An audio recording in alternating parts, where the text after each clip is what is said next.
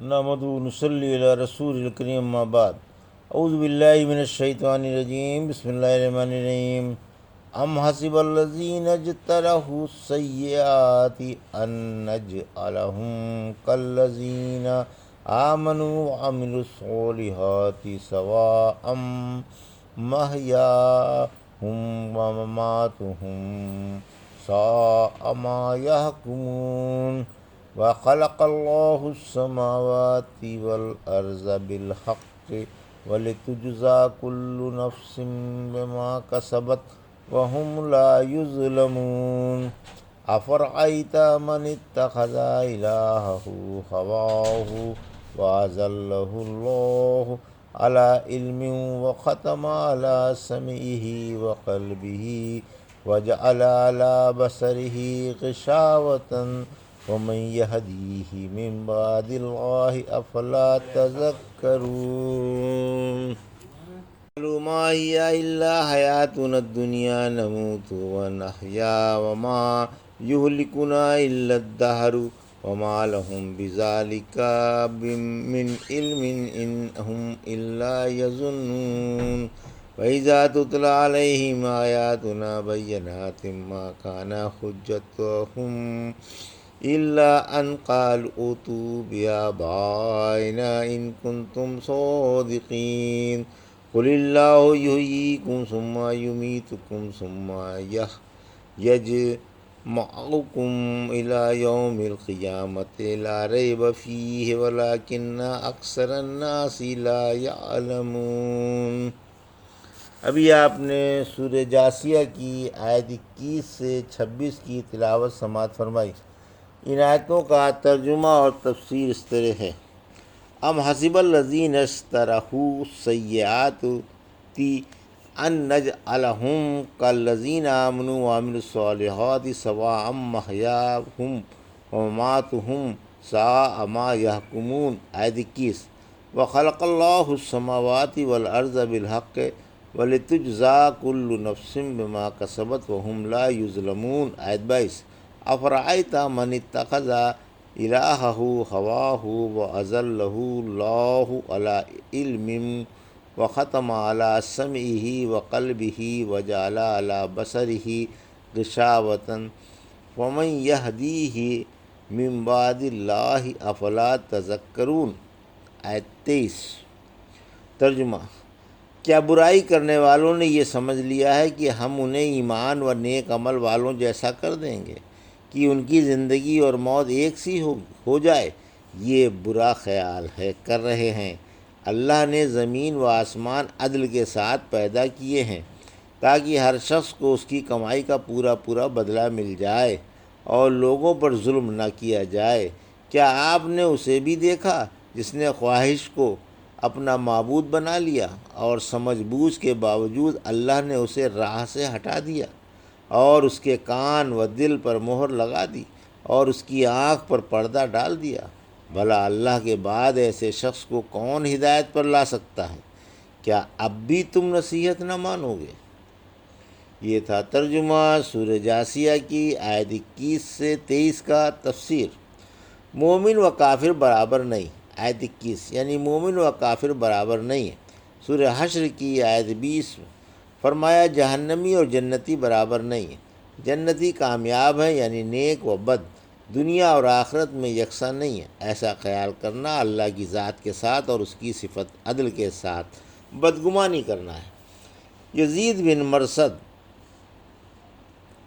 رضی اللہ فرماتے ہیں اللہ نے دین کی بنیاد 4 چیزوں پر رکھی ہے، جو انہیں نہ مانے اور ان پر عمل نہ کرے وہ اللہ سے فاسق ہو کر ملے گا۔ پوچھا گیا وہ 4 چیزیں کیا ہیں؟ فرمایا حلال حرام، امر نہی۔ ان چاروں کو اللہ کے اختیار میں سمجھنا، اس کے حلال کو حلال و حرام کو حرام جاننا اور اس کے حکم واجب التعمیل اور ممانعت کو لائق اجتناب سمجھنا دین کی بنیاد ہے۔ ابو القاسم صلی اللہ علیہ وسلم کا فرمان ہے کہ جیسے ببول پر انگور نہیں لگ سکتے اسی طرح بد نیکوں کے مراتب نہیں پا سکتے۔ آیت 22، دنیا پیدا کرنے کی ایک حکمت ہے، یعنی دنیا یوں ہی نہیں بنائی گئی بلکہ عدل و حکمت کے ساتھ رچائی گئی ہے تاکہ ہر شخص اپنے کیے ہوئے کاموں کا پورا پورا بدلہ حاصل کر لے اور کسی پر ذرہ برابر ظلم نہ ہو۔ آیت 23، خواہش پرستوں کا بیان، یعنی آپ نے پرستاران خواہش کو بھی دیکھا جو اپنی خواہشوں کو معبود بنائے ہوئے ہیں، جو جی میں آیا کیا، جو بھایا وہی کھایا اڑایا اور جو نہ بھایا اس سے منہ چڑھایا، یعنی حلال و حرام اور امر و نہی کو اللہ کی طرف سے نہیں سمجھا۔ خواہش کو اللہ کے دین کے تابع بنا کر حق پرستی حاصل ہوتی ہے۔ اگر ان چاروں کو حسب مرضی اختیار کیا جائے تو حق پرستی نہ رہے۔ اس آیت سے ان لوگوں کی تردید واضح ہوتی ہے جو یہ سمجھتے ہیں کہ بھلائی و برائی عقلی ہے۔ پھر فرمایا اللہ نے اسے گمراہ کر دیا، یعنی اللہ کے علم میں یہ گمراہ تھا، اس لیے اس نے اسے گمراہی کا مستحق سمجھ کر گمراہ کر دیا، یا اللہ نے اس کے پاس علم و حجت بھیج دی پھر گمراہ کیا۔ پھر فرمایا اس نے کانوں پر مہر ہے، اس کے کانوں پر مہر ہے، یعنی وہ نفع بخش دینی بات سنتا ہی نہیں۔ دل پر مہر ہے، یعنی دل میں نصیحت داخل ہی نہیں ہوتی۔ آنکھوں پر پردہ ہے، بے شمار دلائل کے باوجود کوئی دلیل دیکھتا ہی نہیں۔ اب کون ہے جو اسے ہدایت پر لائے؟ پھر فرمایا کیا تم سمجھتے نہیں؟ سورہ اعراف کی آیت 186 میں فرمایا، یعنی جسے اللہ گمراہ کر دے اس کا کوئی رہبر نہیں اور وہ انہیں ان کی سرکشی میں بہکتا ہوا چھوڑ دیتا ہے۔ وقالوا ما هي الا حیاتنا الدنیا نموت ونحیا وما یہلکنا الا الدہر وما لهم بذلک من علم ان هم الا یظنون۔ آیت 24، وَإِذَا تُتْلَىٰ عَلَيْهِمْ آيَاتُنَا بَيِّنَاتٍ مَا كَانَ حُجَّتُهُمْ إِلَّا أَنْ قَالُوا ائْتُوا بِآبَائِنَا إِن كُنتُمْ صَادِقِينَ۔ آیت 25، قُلِ اللَّهُ يُحْيِيكُمْ ثُمَّ يُمِيتُكُمْ ثُمَّ يَجْمَعُكُمْ إِلَىٰ يَوْمِ الْقِيَامَةِ لَا رَيْبَ فِيهِ وَلَٰكِنَّ أَكْثَرَ النَّاسِ لَا يَعْلَمُونَ۔ آیت 26۔ ترجمہ، مشرک بولے زندگی دنیاوی زندگی ہی ہے، ہم مرتے ہیں اور پیدا ہوتے ہیں، ہمیں صرف زمانہ مارتا ہے، حالانکہ ان کے پاس اس کی کوئی دلیل نہیں، صرف منمانی باتیں ہیں، اور جب انہیں ہماری صاف صاف آیتیں پڑھ کر سنائی جاتی ہیں تو ان کے پاس بحج اس کے اور کوئی حجت نہیں ہوتی کہ اگر تم سچے ہو تو ہمارے باپ دادا کو لے آؤ، زندہ کر دو۔ آپ فرما دیں کہ اللہ ہی تمہیں پیدا کرتا ہے اور وہی تمہیں موت دیتا ہے، پھر وہی تمہیں قیامت کے دن جس کے آنے میں کوئی شک نہیں اکٹھا فرما دے گا، لیکن اکثر لوگ سمجھتے نہیں۔ یہ تھا ترجمہ آیت 26 کا۔ تفسیر آیت 24، زندگی بعد الموت اور قیامت کے منکروں کی تردید۔ دہریوں اور ان کے ہم نوا عرب کے مشرکوں کے عقیدے کا بیان ہے کہ وہ زندگی بعد الموت کو اور قیامت کو نہیں مانتے اور کہتے ہیں کہ موت و زندگی دنیا ہی میں ہے، آگے کچھ نہیں۔ بعض دنیا میں پیدا ہوتے ہیں اور بعض مر کر گل سڑ جاتے ہیں۔ قیامت کا عقیدہ ہماری سمجھ میں نہیں آتا۔ فلاسفہ اور کافر متکلمین کا بھی یہی عقیدہ ہے۔ فلاسفہ میں سے دہریہ اور دوریہ گروہ خالق کو بھی نہیں مانتے۔ ان کے زعم میں زمانے کا 36,000 سال کا ایک دور ہے، اس دور کے بعد ہر چیز اپنی اصلی حالت پر لوٹ آتی ہے۔ یہ ایسے بے شمار دوروں کے قائل ہیں، ان کے پاس اس باطل عقیدے کی کوئی عقلی دلیل نہیں، محض اٹکل پچو باتیں ہیں، اور نقل کو تو یہ مانتے ہی نہیں۔ رحمت عالم صلی اللہ علیہ وسلم نے فرمایا، اللہ فرماتا ہے انسان زمانے کو برا کہہ کر مجھ کو دکھ پہنچاتا ہے، کیونکہ زمانہ میں ہوں اور زمانے کے تمام کام میرے اختیار میں ہیں، اور دن رات کا لے جانا اور لانا میرا کام ہے۔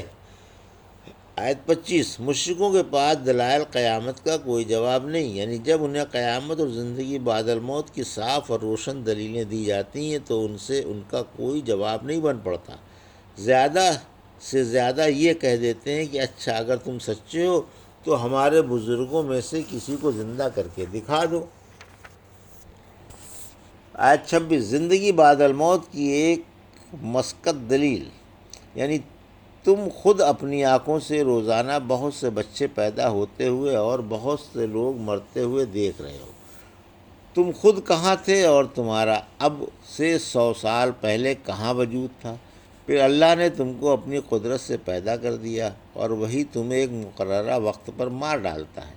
بھلا جس نے تمہیں شروع میں بلا نمونے کے پیدا کر دیا، کیا وہ مار کر دوبارہ اٹھانے پر قادر نہیں؟ ضرور ہے، کیونکہ عقل کا کھلم کھلا یہی فیصلہ ہے کہ جس نے پہلے بنا دیا اسے دوبارہ بنانا پہلے بنانے کی بنسبت بہت آسان ہے۔ پھر فرمایا، پھر وہ تمہیں ایک میدان میں قیامت کے دن جس کے آنے میں کوئی شک نہیں جمع کر دے گا۔ زندگی بعد الموت کا عقیدہ دنیا کے لیے نہیں ہے بلکہ آخرت کے لیے ہے۔ یہ جو تم کہتے ہو کہ اگر تم سچے ہو تو ہمارے کسی بزرگ کو زندہ کر کے دکھاؤ، محض مقابرہ ہے۔ تم دنیا میں جو دارالعمل ہے زندگی بعد الموت چاہتے ہو، حالانکہ ہم اس کے قائل نہیں۔ زندگی بعد الموت تو دارالجزا کی چیز ہے، جب کہ عملوں کی جزا اور سزا ملے گی۔ دنیا میں تو ہر ایک کو تھوڑی بہت مہلت مل جاتی ہے کہ اگر چاہے تو اس تھوڑے سے وقت میں آخرت کی تیاریاں کر لے، اور آخرت میں تو محض بدلہ ملے گا، اسی لیے اسے جزا کا دن کہا جاتا ہے۔ لہذا نادانی سے قیامت کا انکار نہیں کرنا چاہیے اور زندگی بعد الموت کو مان لینا چاہیے۔ ابھی آپ نے سورہ جاثیہ کی آیت 21 سے 26 کا ترجمہ اور تفسیر سماعت فرمائی۔ ان آیت بارک اللہ لی و لکم فی القرآن الحکیم ونفعنی وایاکم بآیات الذکر الحکیم۔